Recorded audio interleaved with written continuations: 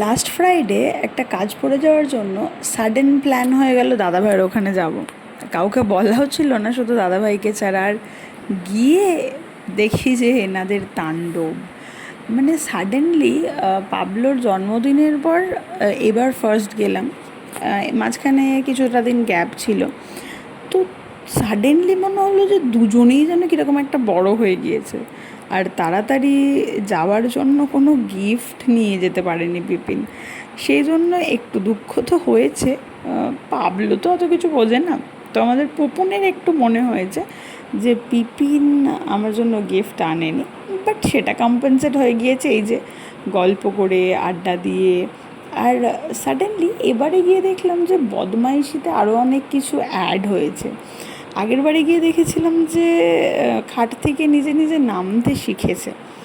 এবারে দেখছিলাম যে গিয়ে ইলেকট্রিক সুইচ অন অফ করছে, ব্যালকনিতে চলে যাচ্ছে, তারপরে বকা দিতে শুরু করেছে ভীষণভাবে, আর কামড়ে দিতেও শুরু করেছে, যেটা মানে নতুন অ্যাডিশন। তো দেখে মনে হলো যে বাবা কত বড় হয়ে গিয়েছে, এরকম একটা ব্যাপার। তো উনি তো প্রচণ্ড এক্সাইটেড হয়ে গেছিলো আমাকে দেখে। একটা জিনিস যেটা হয় সেটা হচ্ছে পুপন অনেকটা টাইম স্পেন্ড করেছিল আমাদের সাথে এই ফেজটাতে, কারণ এই টাইমে লকডাউন হয়ে গিয়েছিল। আর পাবলোর ক্ষেত্রে ভেবেছিলাম যে হয়তো এরম টাইম স্পেন্ড করা হবে না, ওর সাথে অ্যাটাচমেন্ট কম হবে, কিন্তু এখন দেখি পুরো ডিফারেন্ট। এর বদমাইশিগুলো বেশি এক্সপিরিয়েন্স করতে পারছি যেন মনে হচ্ছে। পুপুন বড্ডই শান্ত ছিল, সেই জন্য ওইরকম বদমাইশি কিছু দেখিনি। তো পাবলোরটা দেখে মনে হচ্ছে না, অন্য লোকেরা যে কথাগুলো বলতো সে কথাগুলো সত্যি। তারপর দিদিভাই আবার মাউন্টেনের স্টোরি বলল, ডিসেম্বরে নানার সাথে আবার যাবে মাউন্টেন ক্যাম্পিংয়ে, কি কি করবে না করবে সেটা বলছে এক্সাইটমেন্টের জন্য। তো ফ্রাইডে যথারীতি সকাল সকাল আমি বেরিয়ে গিয়েছিলাম আমার কাজের জন্য। দেন বৌমনিরা চলে গিয়েছিল কাকার ওখানে, আমার কাজটা শেষ করে কাকার ওখানে চলে যাওয়ারই কথা ছিল। তো সেই মতো আমার যদিও যেতে একটু লেট হয়েছিল, তো গিয়ে দেখি আমার পুপুন আমার জন্য দুটো বিস্কিট স্টিক বাঁচিয়ে রেখে দিয়েছে। কেন কি পিপিন এসে চকলেটে ডিপ করে খাবে। তো এগুলো মানে এই ইমোশনসগুলো ডিসক্রাইব করা খুব টাফ। ওর মনেও হয়েছে যে পিপিন এসে টেস্ট করবে আর পিপিন কীরমভাবে খাবে সেটাও দেখিয়ে দিচ্ছে আর কি। দেন আমি খেতে বসলাম, একটু লেট হয়ে গিয়েছিল। তো খেতে বসার সময় ওকে বললাম যে একটু ভ্লগটা করে দিবি পাটু। বললো যে হ্যাঁ, ভ্লগ করতে তোমার ভীষণ ভালো লাগে।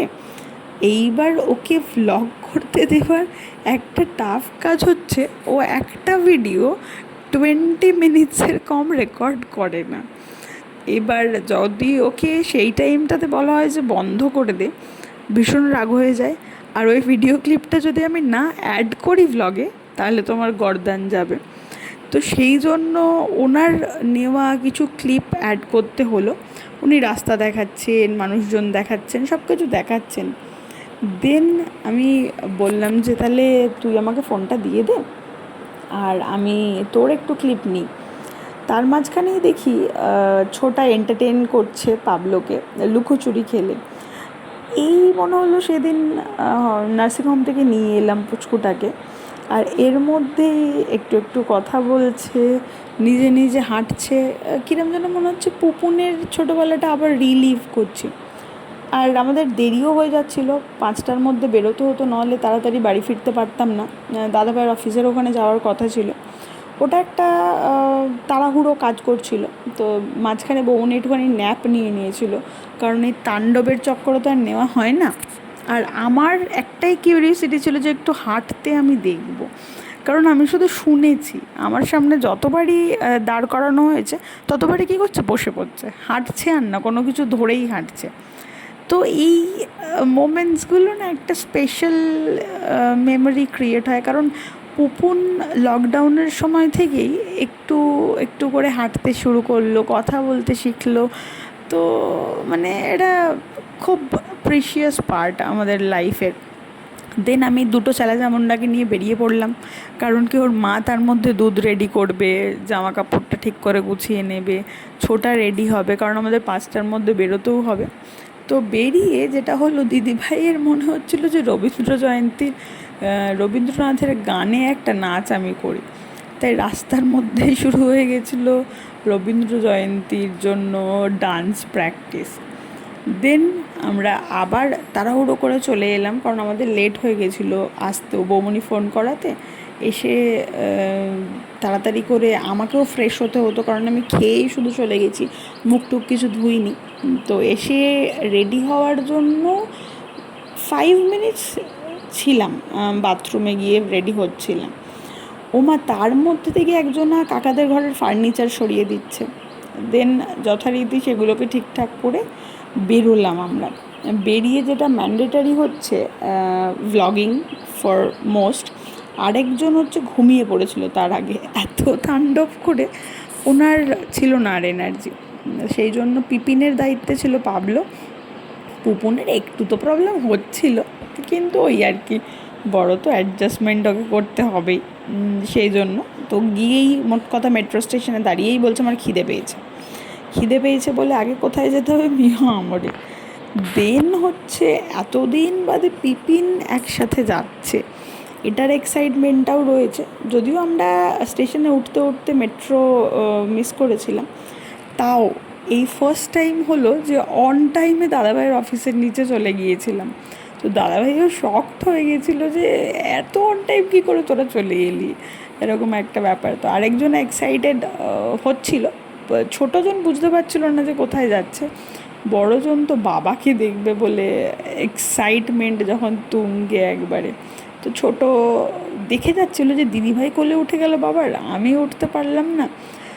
দাদাভাইয়ের সাথে ওদের দুজনেরই একটা স্পেশাল বন্ডিং আছে, মানে মানে মোর দেন সেটা বাবার থেকেও বড় কথা ফ্রেন্ডশিপ, যেটা খুব রেয়ার।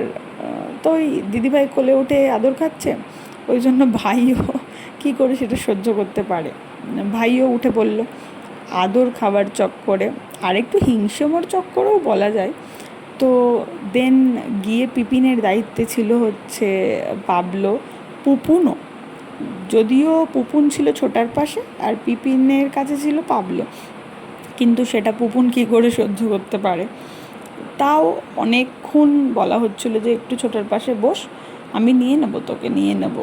কিন্তু ওই যে ইরিটেশন হয়ে যায়, রাগ হয়ে যায়। ও তো বাচ্চা, 6 ইয়ার্সে কত কেউ ম্যাচিওর হতে পারে।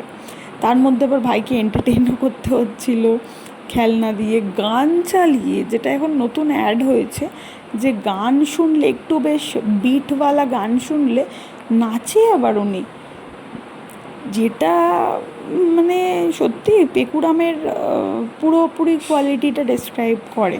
তো দিদিভাই, যেই ভাই একটুখানি নিয়েছিল হুইসেলটা, দিদিভাই অমনি নিয়ে নিল, বললো যে না, এটা আমার হুইসেল, এখানে কাগজ আছে, এখানে নেওয়া যাবে না। আর একটা যেটা জিনিস হলো, যেটা হচ্ছে আমার বহু বছর ধরে যাচ্ছি কলকাতায়, কিন্তু রাত্রের ভিক্টোরিয়াটা দেখার বহুত ইচ্ছে ছিল, যদিও দাঁড়িয়ে ফটো তোলা হয়নি। তো রাত্রেবেলা যেহেতু বাড়ির পারমিশন থাকে না বেশি রাত্রি অবধি বাইরে থাকা, সেই জন্য বিকেল হতে না হতেই চলে আসতে হয়। তো এই ভিউটা দেখা হয়নি আমার কখনো, যেটা ইনস্টাগ্রাম রিলে ছাড়া। তো ওই জন্য দাদাভাইকে বলছিলাম যে দাদাভাই একটু আসতে যা, একটুখানি দাঁড়ানো গেলে একটু দাঁড়া, কিন্তু অগত্যা বাড়ি যেতে হবে, টাইমের পাবন্দি আছে, সেই জন্য তাড়াতাড়ি করে আমরা চলে এলাম। আর এই যে ব্যাক টু পিপিন, কতক্ষণ আর পিপিনের থেকে দূরে থাকবে। তো ভাই কোলে দাঁড়িয়ে রয়েছে আর দিদিভাই কোলে শুয়ে রয়েছে, কারণ দিদিভাইকে কোল থেকে নামতে দেওয়া যাবে না, এরম একটা ব্যাপার। আর মাঝখানে একটু টি ব্রেক নেওয়া হয়েছিলো, কারণ দাদাভাই খুব টায়ার্ড হয়ে গেছিলো, স্বাভাবিক ব্যাপার, সারাদিন অফিস, দেন এতটা রাস্তা ড্রাইভ, তো নেমে একটু চা খেতে গিয়েছিলো, তার মাঝখানে আমরা সিট এক্সচেঞ্জ করে ফেলেছিলাম। আর যেই সিট এক্সচেঞ্জ হয়ে গিয়েছে, মায়ের কাছে রয়েছে ভাই, ভাইয়ের কান্না তখন তুঙ্গে, যে মায়ের কাছে আমাকে এনিহাও যেতে হবে, তোমরা যতই এন্টারটেইন করো, যাই করো, এইসব আমি ভাই শুনতে পাচ্ছি না, ওই জন্য কান্নাকাটি চলছিল।